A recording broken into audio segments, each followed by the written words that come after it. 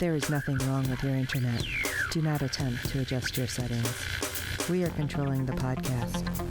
We control the squealing and the screams. We can make your heart flutter, your eyes blur from tears, or sharpen your mind to crystal clarity. For the next hour, sit back. We are in control of what you hear. We repeat, there is nothing wrong with your settings. You are about to experience the awe and mystery known as the female mind. You are now entering the Fangirl Zone.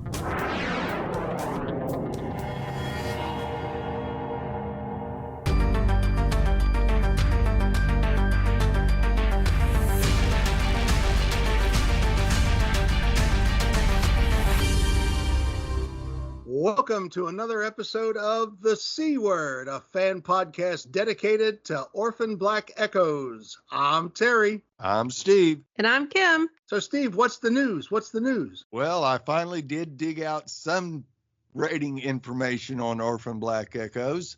And found out that it is the third highest rated show on AMC Plus behind The Walking Dead.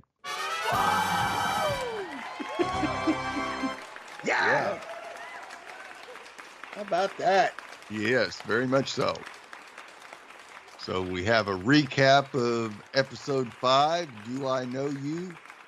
30 years in the past, Kira's groundbreaking research captures the attention of Paul Darrows, as well as the affection of Professor Eleanor Milner. That's easy for you.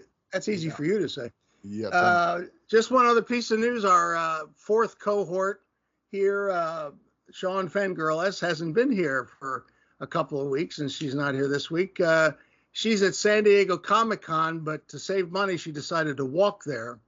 And so that's why she's been off the show for a few weeks. So she got there fine, and I heard from her today that they screwed up her hotel room, that the room she was in had no air conditioning, and they had everything unplugged, so they felt that they had no electricity. But they did, just for some reason, I guess the cleaning people. I don't know why they would unplug stuff, but so they had to switch rooms, and so they got set up fine. So she's out walking amongst. So, and apparently nothing, unless there's another schedule or something's been added. Nothing for Orphan Black Echoes. No. Yeah, that's Bo and Gus. So. Yeah. All right. Let's start the episode here, and we'll get into the year 2030. Supposedly 20 years earlier, but I thought we were 2052 was the current year. Anyway. Right. Kira is a young doctor. I think at the time she's a student. No, they call her a doctor. Right. Yeah, she's addressed as a doctor. She works under Dr. Eleanor Miller, the model of Lucy and Jules. So now we know where the name Eleanor comes from. Right. And we know where, as Simone pointed out, where the other parent from the container, the pouch of blood for Lucas, who the Miller is. Right. It's Dr. Eleanor Miller. So the two seem to be attracted to each other. Seem to be. The electricity between them could light up Cleveland for at least 15 minutes. Yep. That's my personal opinion. So there's a lot of push and pull. The two finally get together, and you could just see every interaction they have. It's just like, okay. It was just like a series. Cosima and Delphine. Yes. I thought these two were a little more obvious, though. I mean, I guess I'm just not remembering clearly, but it's definitely like them. But I thought these two just had those like extra couple of seconds of lingering looks. Right. So, and they keep hitting it off, and they finally move into their first apartment. I love the scene where they're sitting on the floor, no furniture, having Chinese food. And I'm like, I want some Chinese food. I know. I said the same thing. I was like, oh, I could go for Chinese food right now. Yeah. I was like, damn. So they advance in their fields. And Eleanor is working on a drug to cure Alzheimer's for her mother, because apparently her mother suffered from early onset, and Alzheimer's can be hereditary. Eleanor mentions about having kids. She keeps talking about the nursery. And Kira keeps like, you're really kind of, on this kick kind of thing. But then Eleanor said, well, that's okay. I'll paint the room by myself. And says, okay. And I love the line where Kira says, we have our first apartment and we're living together, and something about liking it. And Eleanor says, which? And she says, both. I thought that was kind of sweet. I like that line. And I love the casting in this. I wanted to say that in the beginning about Keely Hawes, who plays Kira grown up. I love the casting here for Kira at MIT. I think the looks are really good, facially. Yeah. Really, really nice. So kudos to the casting. So she finds out that her eggs are fine, but she has polyps. And so she probably wouldn't be able to carry a child to term. And so that's when Kira steps up and says she'll have the kid. And Eleanor's like, no, that was my thing. And she's like, no, I'll do it. And we get to see the little guy, who's Lucas, we learn later, but we get to see the little guy, and they play with him in the living room, and cute as a button. And Lucas is the boy who's in the picture. Yep. That Kira had shown Lucy. And I'm wondering, since he looks like a different amount of melatonin, is that politically correct? You got to watch what the hell you say. Yes. God almighty. I'm just wondering who the dad is. Who's the donor? Yeah, I think everybody's wondering that. Yeah, because we haven't seen him the previous 4 episodes. We don't see him in this episode. So, who's the father? And just to kind of go back, their first smooch after they met at a department holiday party, they're sitting, having wine by the pool in those water cooler paper cups. I was like, well, maybe that fits box wine. I don't know. And they have their first smooch by the pool. So that was kind of neat, just the two of them sitting there talking. And they both share some personal things. Kira about moving around so much, being the daughter of a clone, and as I said, Eleanor talking about her mom's Alzheimer's. So we go to another scene where Kira comes home, and she just has this slowly rising on her face big grin. And this is following a bioprinter presentation. I forget the term Eleanor said you had me at. I should have written that down. And Eleanor is really proud of her. And Daros is impressed with her work. He's in the room on the other side. And he even offers funding if she ever wanted to have his foundation help out. Eleanor knows who he is. Kira doesn't. Yeah. I love Eleanor. Like, you got to be kidding. So the coming home with the grin on her face takes place 2 years later. And it turns out that Kira was working on a printed heart, a bioprinted heart, and it worked. And she is really excited. Eleanor is ecstatic. She is over the top. Absolutely over the top.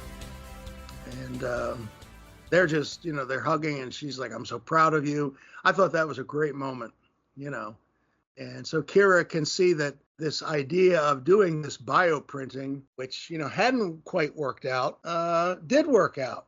And she was just ecstatic.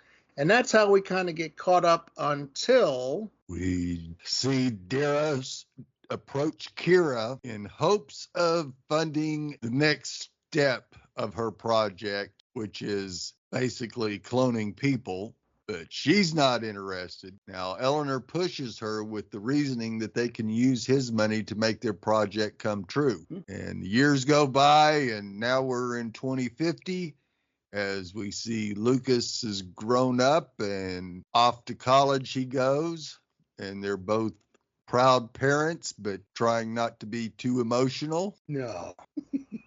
Now, of course, Eleanor loves to swim in her free time, and so we see her get up one morning and head out, and she gets lost as she forgets the way to the pool.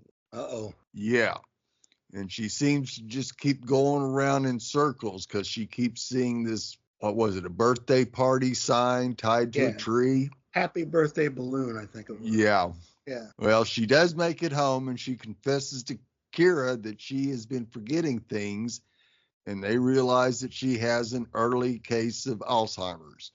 Her medicine doesn't work on her, and she begs Kira not to tell Lucas. Meanwhile, Kira throws herself into her work and figures how to print healthy neurons. While explaining the procedure, she mentions that she is doing it for Lucas's sake, but Eleanor is so far gone she doesn't know who he is. Mm. Kira is distraught, but she goes ahead with the brain surgery on Eleanor. Thankfully, Eleanor wakes up with all her memories, and all the tests Kira runs on her are the ones she ran on Lucy. They have a happy reunion only for it to be cruelly cut short as Eleanor does not survive the transplant and dies the next day. That was heartbreaking. Dude, oh my gosh, I can't even that was hard for me to even watch like the first time, and I watched this twice, and I just like waking up to that I can't even imagine. Yeah, I mean, after all the work she put into it too. Mm. And you know what? I was scared that something like that was going to happen because you're messing with the brain. You know what I mean? Yep. Mm-hmm. And there's just so many things that could go wrong. And I just hope, I hope she didn't suffer. You know, I don't know. Oh, that really I imagine if she probably died in her sleep, so I imagine she probably didn't. When she's doing all that, she goes to Josh. You know, she kind of walks in there, you know, like research room, I guess, and tells him we're going to do something new. And he looks at the neurons that Steve mentioned. He's like, is that brain tissue? Tells him the whole thing about we're going to be having a new project and to keep it between them and this whole 9 yards. Yeah, don't put the scanner in the schematic and yep, little insurance policy. Yeah, at least you'd think, but apparently Darrow's had other plans. No. Yeah. All right. So after this happens, of course, Kira, well, she's distraught. So, desperate, she takes up Darrow's offer, and she will agree to print a human being on one condition, that when she's done printing it, she gets it to work, that she destroys the machine. And I really don't understand why she would think that a man would put millions and billions of dollars into developing a technology to let you destroy it. Right. And it's probably because she wasn't in her right frame of mind anyway when she went in there. But really, because that cost a lot of money. There's just no way. You're basically talking about a corporation. That's just never going to happen. And you could tell by the look on his face when he paused for a second. He's like, okay, this is purely about exploration. That was kind of echoing what he said earlier in your episode about, I believe in unfettered scientific exploration. Mm-hmm. And it was kind of the same comment that he made to her in his office.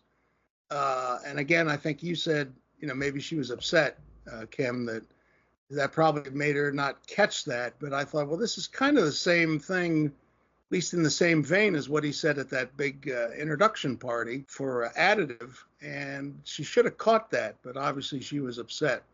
Yeah, well, anyway, Kira's not completely oblivious, right? So she takes precaution by not sharing the details of the lens and their massive project file schematic. So apparently without this lens, the whole machine is just going to be completely worthless. So she tells Josh that the laser lens specs need to stay out of this schematic as an insurance policy. That way, Darros won't be able to do this again. The machine will be useless. And Josh does agree to that. Yeah. So they first try to print a bird, and it looks like for a second it didn't work, but then it's up and flying around. So bam, worked. And they move on to Eleanor. I think we now know where the two birds in the, quote unquote house came from. Yep. I was totally thinking that too. Mm-hmm. And speaking of which, in the next scene, we see Kira preparing the holding container to look like their. Well, I was a little confused here. I don't know if it was their first apartment or their first house, but it was one of those. So she was preparing the place to look kind of like that, to maybe jog some memories. And Josh mentioned that he used a scan from her physical right before Kira had the baby, or right after Kira had the baby. So I thought that was interesting. I'm like, well, if that scan was right after she had the baby, like the baby in the picture was kind of sitting up, so would she remember it? Was that scan before that? I'm not sure. But I made a note of that in my head. He also reminds Kira that this isn't going to stop Eleanor from getting Alzheimer's, but Kira is like thinking, hopefully it gives her like 20 years to find a way to slow it or cure it. And he does ask about like Lucas, like, what are you going to tell Lucas? Which I think is a very valid and good question. Yeah. And I don't know that we actually got an answer to that. Nope. She said, I'll figure it out. Yeah. She basically did. And she's just like, look, a world with her in it, even if it's complicated, is better than a world without her.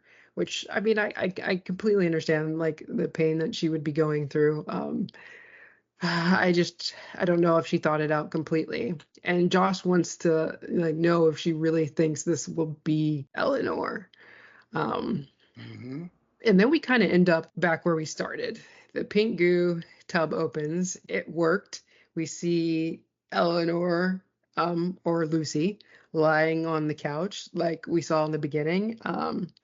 And Kira's basically hoping that she remembers Lucas and their inside jokes. But of course, what we've seen before, that she doesn't remember anything. So that didn't go according to plan. And then we realize that we are caught up, and now that Lucy knows basically everything, and how it happened. And we're back on the beach where they're sitting on the bench. And I think at first Lucy mentions that she wants to meet Lucas. Yep. And Kira's like, I don't think that would, I don't think that would be a good idea. It might be hard for him to understand because I never told him I was going to do this. Well, she didn't say that, but this is what I was thinking. Yeah. So he has no idea. And it was like thinking about it, it was kind of crazy. Lucas like was kept in the dark for everything. Like he didn't know Lucy was going through the stuff that she had. So like that must have been a really big shock when I said Lucy, but when Eleanor died. Because he didn't know all that was happening. And I was like, that's kind of sad. Yep. Yeah. Sad. He probably, she hadn't spoken to him, Kira said, in about a month, when she was sitting up in bed having Chinese again. And so she died that night, overnight. So she still obviously hadn't called Lucas. So there's been this time where she hasn't spoken to him. And of course, she's telling Lucy now, well, that might not be, really cool, because now here, you want to talk to Eleanor? Well, her name's Lucy, and she sounds a little younger. Looks a little younger. Right. So, yeah. Yeah, it's completely crazy. Total, like, mind blow. With, like, Lucas would probably be like, what? Oh, my God. But Lucy does mention Charlie, so Kira's like, then you kind of understand where I'm coming from. And Lucy asks about the infrared, the UV, tattoo. She's like, is that a like barcode and Kira explains, no, we got crazy and got matching UV braille tattoos from the first line of a W.S. Merwin poem, and it says, let me imagine that we will come again when we want to, and it'll be spring. Which I'm like, well, that's deep. Well, why would they get braille? I don't know. They were wild and crazy. Yeah. I guess. I wanted to see Kira's arm. Yeah. Yeah. Let me see that you got it. Kira mentions that she just didn't know how to live without her. And Lucy's like, well, I'm not Eleanor. So you mean without her because I'm not her. Or she said, I don't know how to live without you. And Lucy's like, you mean her because I'm not Eleanor. And, Lucy's a little upset, and with good reason, because she's like, I didn't ask for this. Do you know how alone I felt? Do you know how alone it is to not remember who you are or anything you've been through or anything you've done, like to not have any of those memories whatsoever? And Kira's like very upset, and she's like, I'm so sorry. I want to make things right by you. I want to take care of you, Lucy. And then Lucy mentions Jules, and Kira has absolutely no clue who that is. And she goes, the teenage version of me. And Kira's like, I printed you and I destroyed the machine. Like, I have no idea who you're talking about. And I'm like, oh, I can't wait for that meeting. That'll be interesting. Although I will say, even though we saw Lucy open it up in the first episode, I kind of got a vibe when in this episode, when the process was done and the lid, the tub of Pepto-Bismol finished and the lid, I kind of got a Rocky Horror Picture Show vibe when he's creating Rocky. Well, how about that? Well, babies, don't you panic. All right. So anything else before we get to the feedback about this episode that we want to mention? It was one of those heartbreaking episodes. That's for yeah, sure. it really was. Yeah. It really was. This was a deep one. Yes, very. Like I remember our last episode mentioned about, I didn't know we were going to get so philosophical. This had just a lot of stuff in it. Let's move on, ladies and gentlemen, to our listener feedback. And which isn't all audio feedback. It isn't? No. Oh, you mean the pictures? Yeah, Fred. Okay. Yeah, that's right. Gave us some backstory on some of the shots during the episode. And he says the house with the happy birthday balloon attached to a tree on the campus where Eleanor is walking around in circles is Cosima's student's house. What? Yep, according to season 1 of the original series, that would be the University of Minnesota. So if this is canon, then we are on the Minnesota University campus, which is in real life the Toronto University campus. I was blown away by that. Yeah. And also the library in the back is the Cosima meets Delphine library. Oh my God. Yep. Fred has a picture of himself at pretty much right the same spot. Yep. Yeah. Fred was our field reporter, quote unquote, unofficial, for the original C word, for the original Orphan Black. He went to, as he mentioned in one of his earlier feedbacks, he had gone to Canada and taken a lot of exterior shots of locations where they filmed Orphan Black scenes. He's done it again here. So after this episode has been posted on the Fangirl Zone and on our Facebook page, then I'm going to post pictures that Fred sent because it's pretty amazing. He's already posted some. Yep. But yeah, I was just blown away reading this. I was like, damn. I wonder if we'll ever go inside that house. You never know what kind of throwbacks they'll have. Nope. So let's go to see what the audio feedback Fred has sent us. Let me try English one of these years and see what he has to share. Hello, Steve, Terry, Sean, and Kim, and all listeners to the C-Word / the Fangirl Zone. This is Fred from the Netherlands with some feedback for Orphan Black Echoes, Season 1, Episode 5. Great episode that gives a lot of insight, of course. We now see the older Eleanor. I find the typecasting a little bit less than between Amanda Fix and Kristen Ritter. But I think the typecasting between the young Kira, so in her 20s, in comparison to the older Kira, really great again. I have something very cool to mention here. We see Eleanor walking around campus and she lost her way. Passes a house several times where this happy birthday balloon is attached to a tree.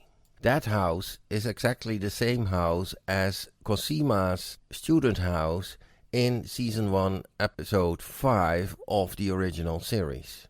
I will post some pictures on the Facebook page. So if this is canon, this is actually the same campus as where Cosima studied and where she met Delphine. Because also in this episode of Orphan Black Echoes, we see Eleanor walk, and at a certain viewpoint, we see the library in the back. It's a building with a sign library on it. That's actually the library where Cosima and Delphine met, and then going to Leaky's lecture.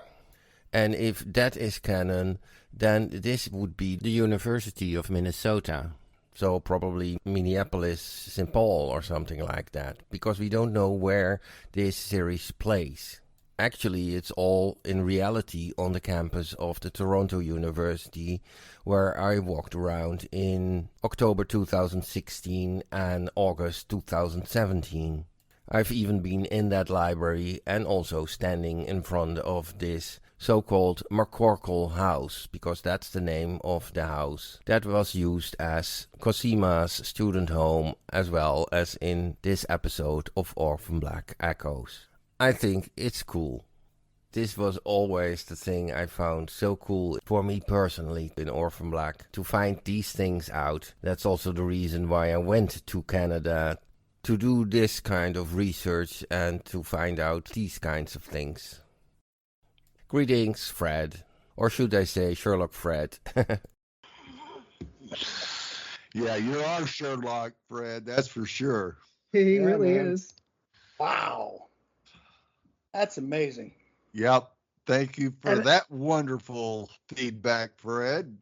This guy has a keen eye. I never would have, the house never would have rang a bell. No. And then that library and the shot that he showed from the episode, that never would have rang a bell with me about, oh, well, that might be the library where Cosima and Delphine met. So, excellent job, Fred. Yep. Damn. And we'd like to hear your thoughts on each and every episode this season.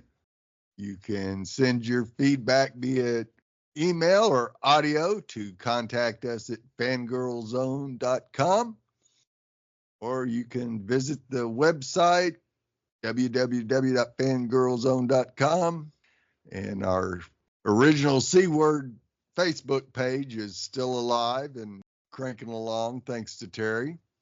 Hooah! I'm excited for next week because I want to see this confrontation. And I want to know, because clearly there was only one person who knew about that lens. So that's all I got to say. So Right. Yeah, could that person be the link? No. Well, this is the end of episode 5, so we are at halftime. Yep. Halfway through season 1. Woo. And if the back half is anywhere close to being as good as the first 5 episodes, we're going to be in for a wild ride. Yep. And if those ratings keep holding up, I think we're going to get a second season. Yep. I think That's some so great too. news. Yeah. Fingers Yep. crossed. To be right behind The Walking Dead. Holy moly. Yep. Yeah, because they have other shows on there. Like, isn't Snowpiercer on there? They have some other shows on there too. Yep. So like, Yep. it's doing pretty good. So for this episode of the C Word on the Fangirl Zone podcast, I'm Steve. No. Dude, you're leaving me like a dry hump. Come on, man. What the hell? And I'm Terry. Well, I'm Kim, and I want a UV Braille tattoo.